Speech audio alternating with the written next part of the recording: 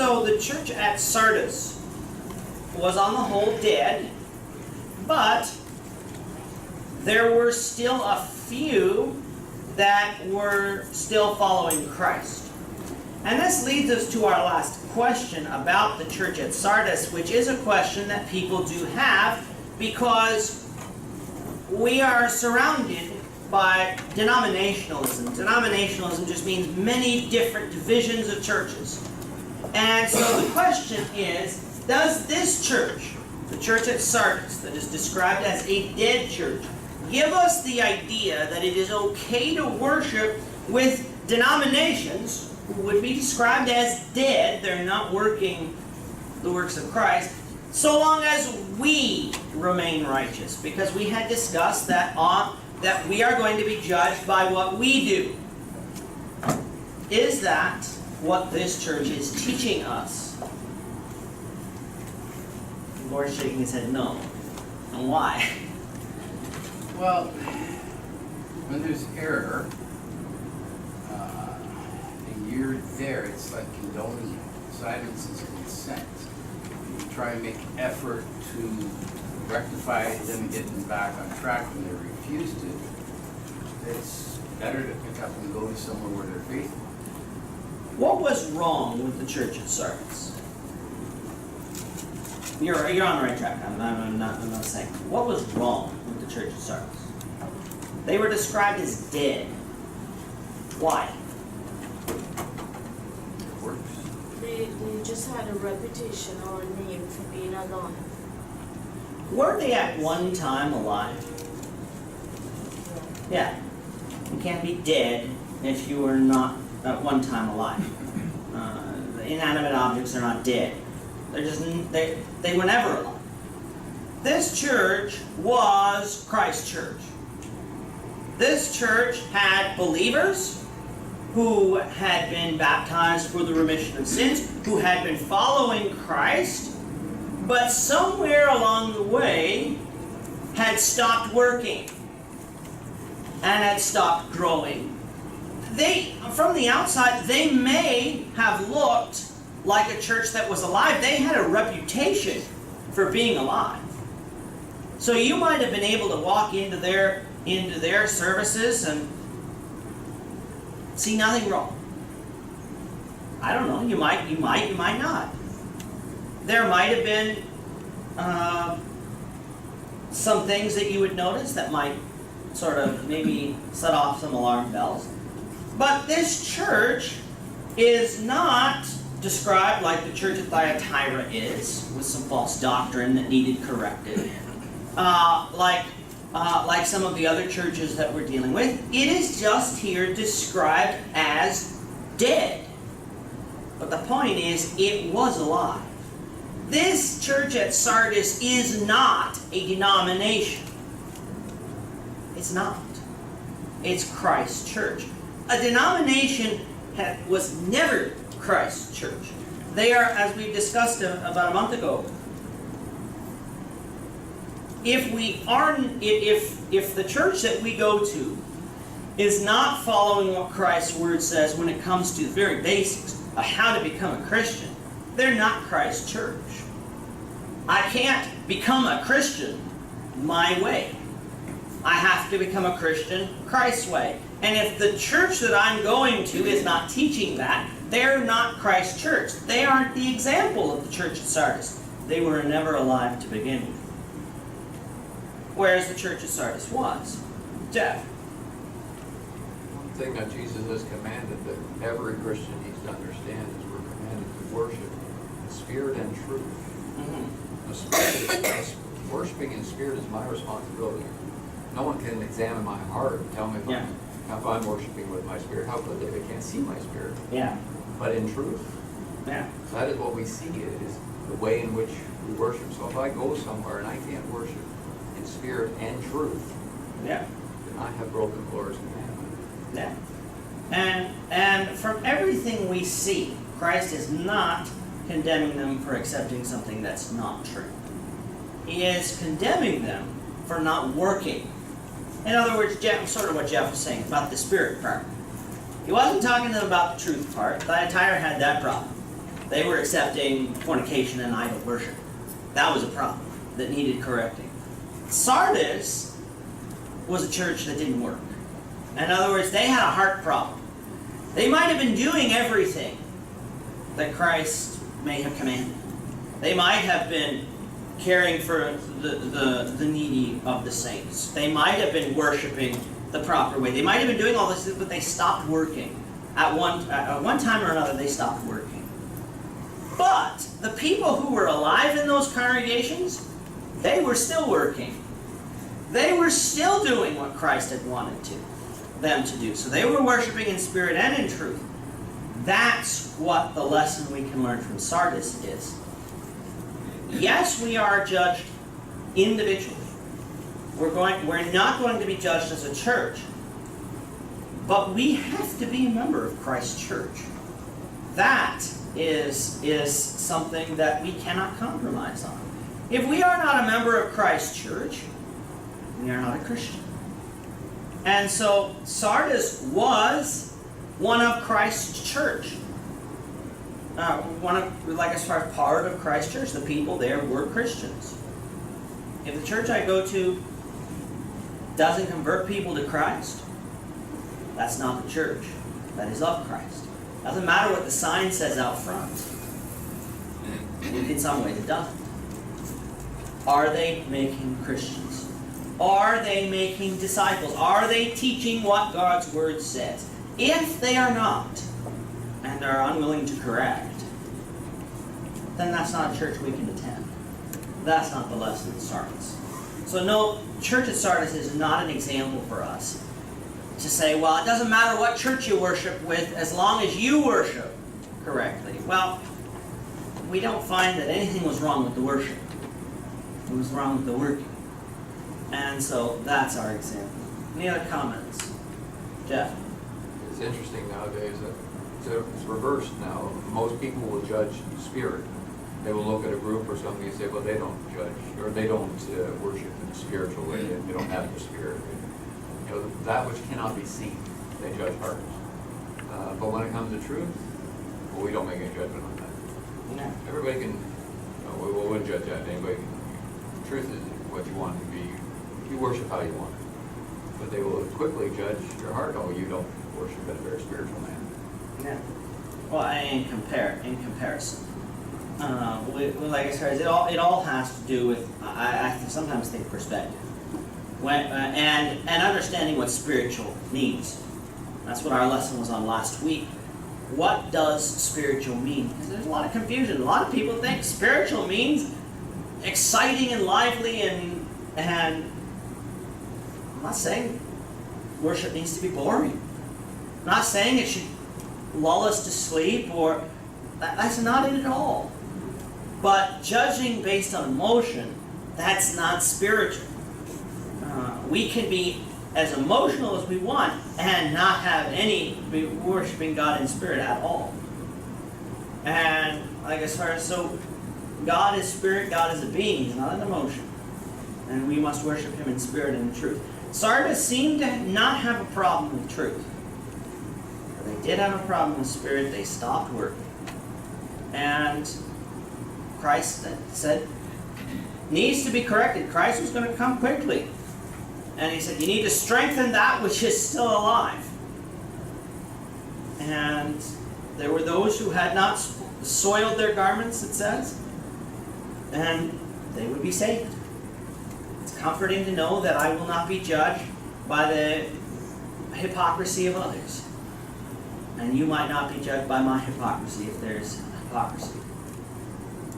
But it does matter that we worship God in spirit and in truth, and that we work. Because being a Christian is not just coming to worship on Sunday. It is not just, okay, we do the right things, we say the right things, but are we actually working the way Christ wants us to work? Are we actually being the Christians 7 days a week instead of one day, and maybe still morning of one day, and the rest of the week is just completely different. That's the church at Sardis. Which will bring us to Revelation chapter 3. verses 7 through 13. This is the church at Philadelphia. We'll start with Naomi. Why don't we read one verse each? Revelation chapter 3, beginning verse 7. And to the angel of the church in Philadelphia write the words of the Holy One, the true One, who has the key of David, who opens and no one will shut, who shuts and no one opens. I know your works. Behold, I have set before you an open door which no one is able to shut. I know that you have but little power, and yet you have kept my word and have not denied my name. Behold, I will make those of the synagogue of Satan, who say that they are Jews but are not, but lie. Behold, I will make them come and bow down before your feet, and they will learn that I have loved you. Because you have kept my commandment to persevere, I also will keep you from the hour of trials, which shall come upon the whole world, to test those who dwell on the earth. I am coming soon. Hold fast what you have, so that no one may seize your crown. James. The one who conquers, I will make people dwell in this temple of my God. Never shall he go out of it. And I will write on him the name of my God, and the name of the city of my God, the new Jerusalem which comes down from God out of heaven, and my own name, my only name. He who has an ear, let him hear what the Spirit says to the churches. Okay, so we have the church at Philadelphia. Does anyone know what Philadelphia means? Brotherly love. That's what the Greek word means. It's not just the name of the city in the United States and Pennsylvania. They say, well, we're the city of brotherly love. And you say, well, where did they get that name? That's what the name means. Phile means love. Delphia means brotherly. I looked that up. I knew phile mean love. I meant love. I'm like, well, what's brotherly from that? And that's Delphia. So Philadelphia, the church in Philadelphia, is the city of brotherly love. And so we've come down, we've done Ephesus, Smyrna, Pergamum, Thyatira, Sardis. We are to Philadelphia, which is in western Turkey. And again, see, these are some of the pictures. I have another gospel preacher who has done some touring in western Turkey, is Leon Holden. He is, I think, in Alabama right now. He was, the modern city is Alasehir, Turkey. And this is one of the views from that city over the modern day Ahasir, Turkey, which would have been Philadelphia. Here are some of the images, some of the old buildings that you would have found in that city. And this is the Church of St. John. It's I think it's a Catholic. I don't know whether it's Catholic or what, but it's known as the Church of St. John. They'd be talking about this John. I found it unique. What did Jesus call this church? He said that they had what? We'll get to it in a little bit, but he had what? Or sorry, they had what? An open door. And it sort of looks like they made this church that way. This is not the church of Philadelphia. This is another church. But looks like sort of that they made the two pillars here almost look like an open door. But this is not the church of Philadelphia that we're looking at. This is another church. And again, these are from the Padfield site and more of the stone ruins. So that should say part 3, or no, that is part 2. Question 1, how is Christ described in verse 7 of how does he present himself to this church?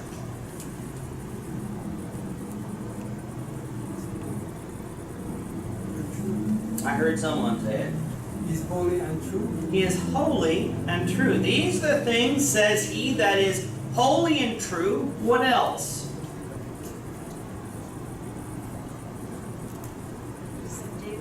He who has the keys of David. That's a very interesting statement. So we understand Jesus is holy and true. Okay, well, Jesus is God. God does not lie. God is eternally holy. So Jesus is stating who he is about him being God, but he also is stating who he is in relation to David. He who has the keys of David. This had been prophesied in the Old Testament, in Isaiah chapter 22. We're to Sandra, Isaiah 22, verse 22. And I will place on his shoulder the key of the house of David. He shall open and none shall shut, and he shall shut and none shall open. This is a prophecy about the Messiah. And he says, I will place on his shoulder the key of the house of David. What does that sort of symbolize or give you a picture of in your mind? The key of the house of David. What do keys do? They open doors, they lock doors, and if he has the key of the house of David, what does that sort of tell you about him? He's The eternal kingdom, ruler. Amen. Pardon me? Keys of the kingdom, and then James? He's an eternal leader. Yes. If he has the keys of the house of David, he is able to open and close any of those doors. If we have the keys to our house, and we're the only ones to have the keys to our house, no one else can open and close the doors except us. He has the key of the house of David. He is going to be a descendant of David. He is going to be the ruler. Someone who has the key is an important person. And let's go to Isaiah chapter 9. We'll come across to Shudong. Isaiah chapter 9, verses 6 and 7. You get verse 6 and Henry verse 7. For to us a child is born, to us a son is given, and the government shall be upon his shoulder. And his name shall be called the Wonderful Counselor, Mighty God, Everlasting Father, Prince of Peace. Of the increase of his government and of peace there will be no end. On the throne of David over his kingdom, establish it and uphold it with justice and with righteousness from this time forth and forever. Zeal of the Lord of hosts.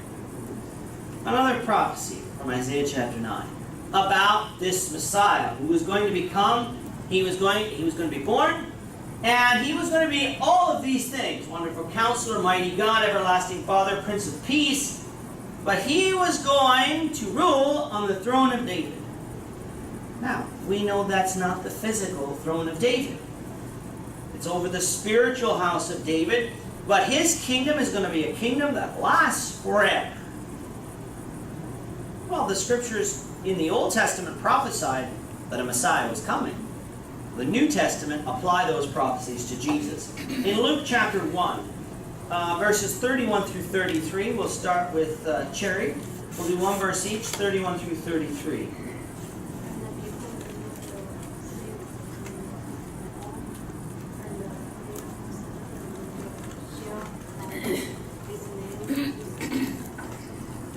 They will be proved and will be called the Son of the Most High, and the Lord God will give him the throne of his father David.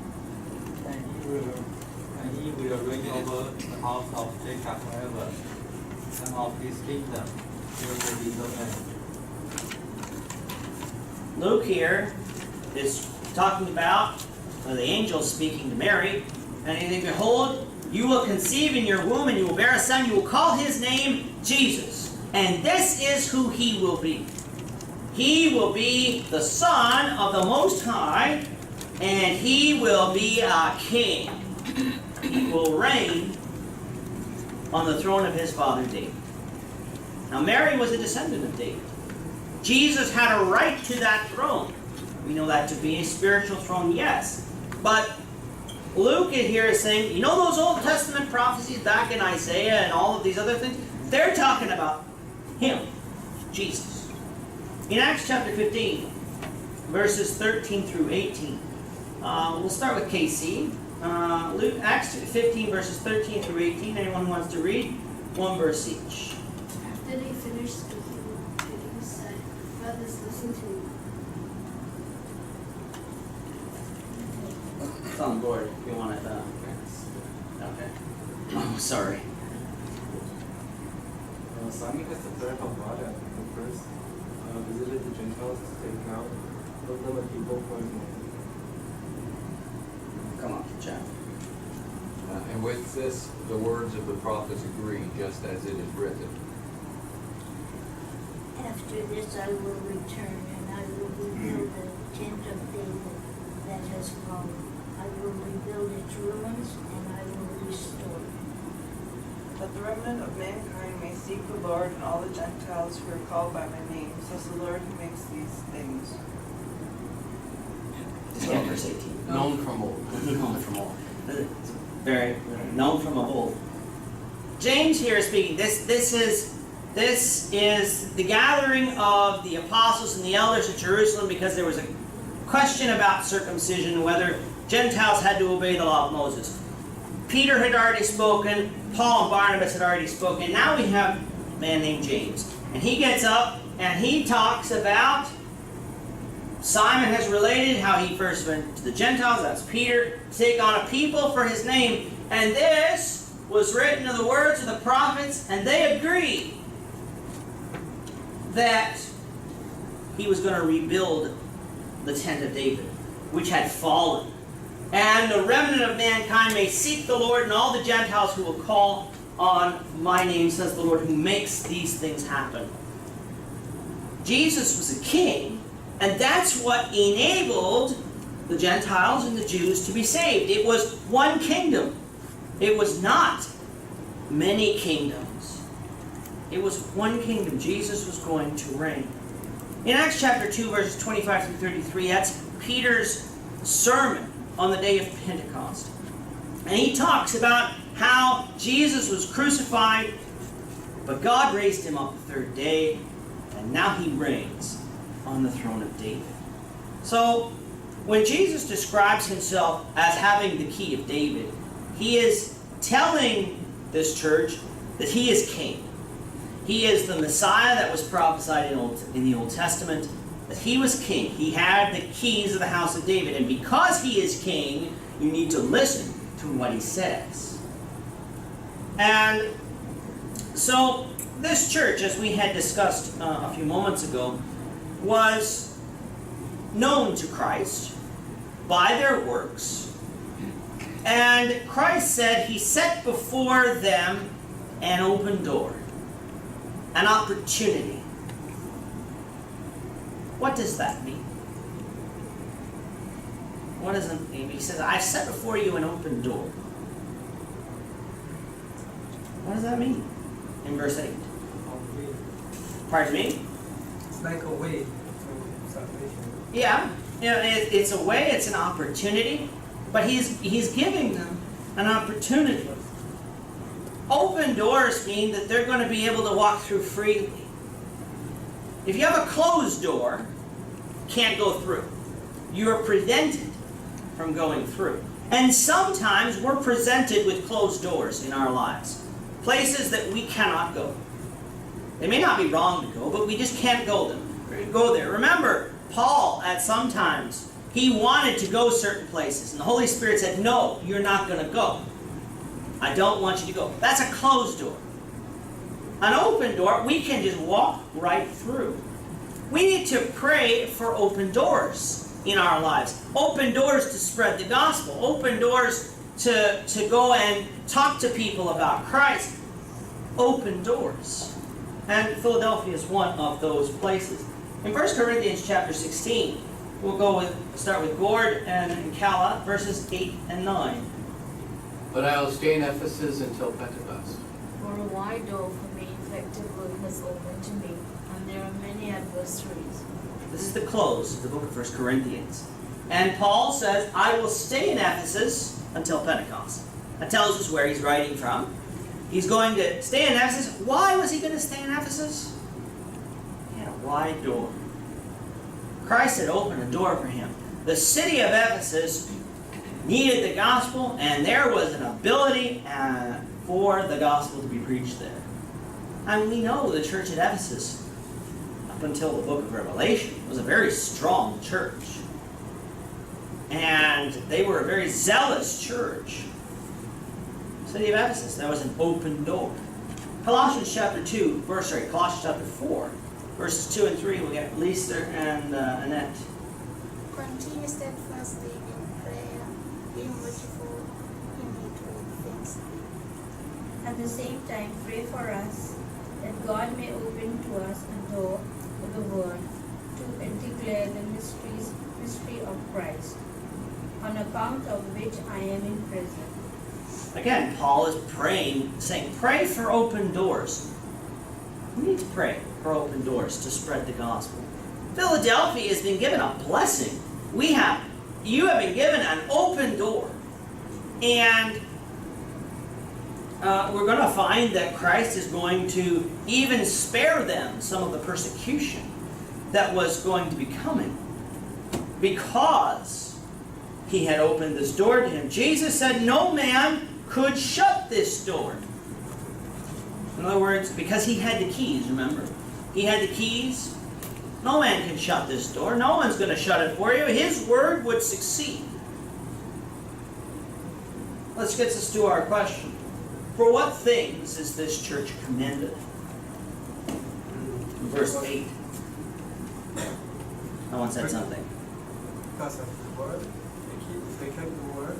They kept the word? And have not denied his name. And not denied his name. How did Christ describe their strength?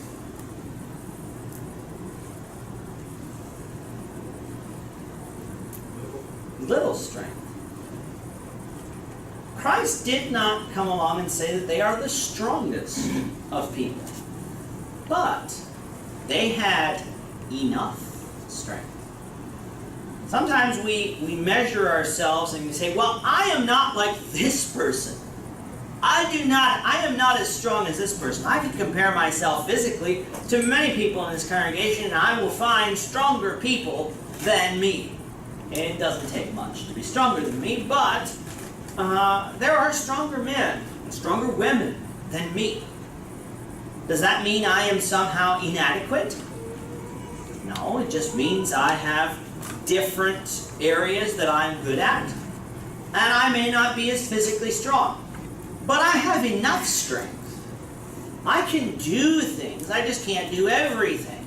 Well, the Church of Philadelphia spiritually had little strength, but they had enough strength to worship and serve Christ because they kept His word.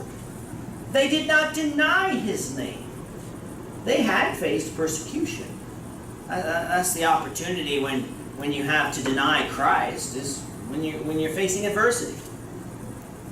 But he said, you have little strength, but you have kept my name, you've kept my words, not denied my name. And so Jesus is telling this church that He is with them. But He has given, He's telling the church it can do what He has given them to do.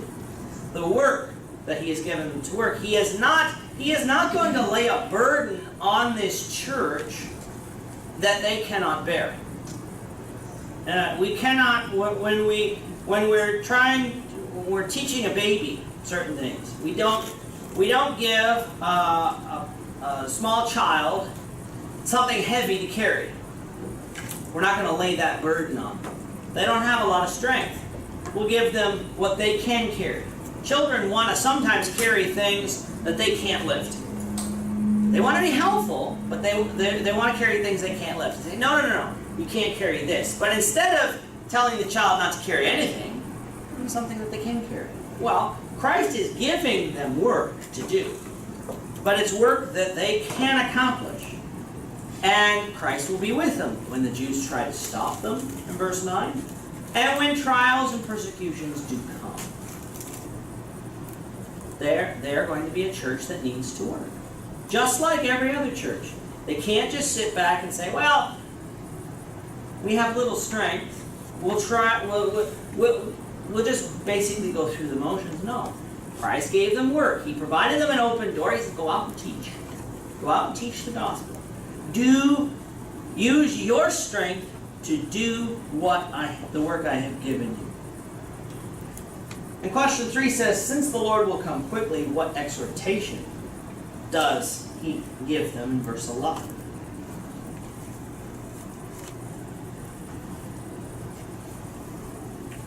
Continue in faith, hold fast, and no one will take away their crown. Yeah. Hold fast. In other words, you've been doing good so far. Even with little strength, you've been doing good. Hold on to what you have. Don't lose your crown. Another verse in this book that teaches us we can lose our crown. In other words, why would Jesus come along and say, don't lose your crown if it was impossible for them to do that?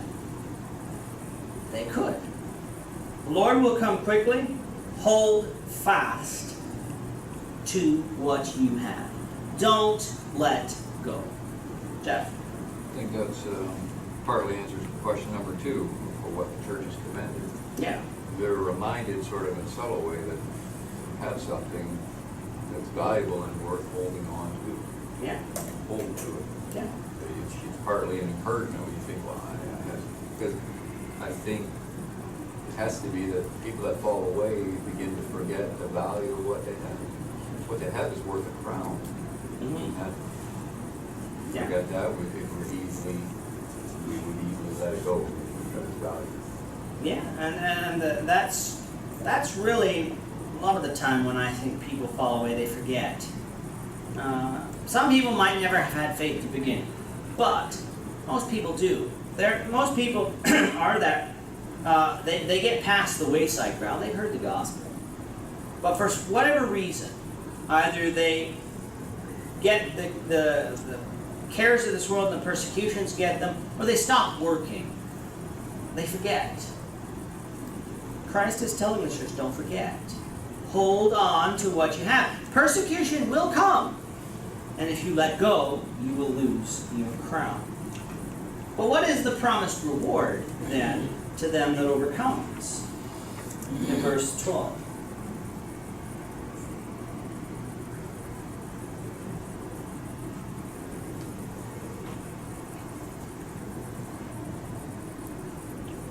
There's a few things. I will make a pillar. I will make him a pillar. I will make a pillar in the temple of my God. What's a pillar? It's a strong thing. Foundation.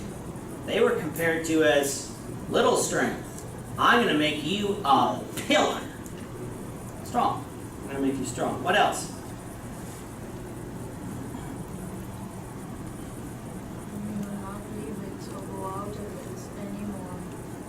Yeah, I'll make you a pillar and you will not go out anymore. Write the name of my God upon him. In other words, you're going to be recognized as a child of God. I will write the name of the city of God. The New Jerusalem, that verse says. New Jerusalem, our new home. We're not going to discuss this New Jerusalem till later. So we'll leave that thought in your mind. But this is the city of God, it says. The New Jerusalem. That name is going to be written on you. In other words, you're going to have a new home, and it's going to be recognized that you belong there. And I will write on you a new name. We have old names. We have a new name. Children of God, we have a new name. For them that overcomes, that's what someone looks forward to.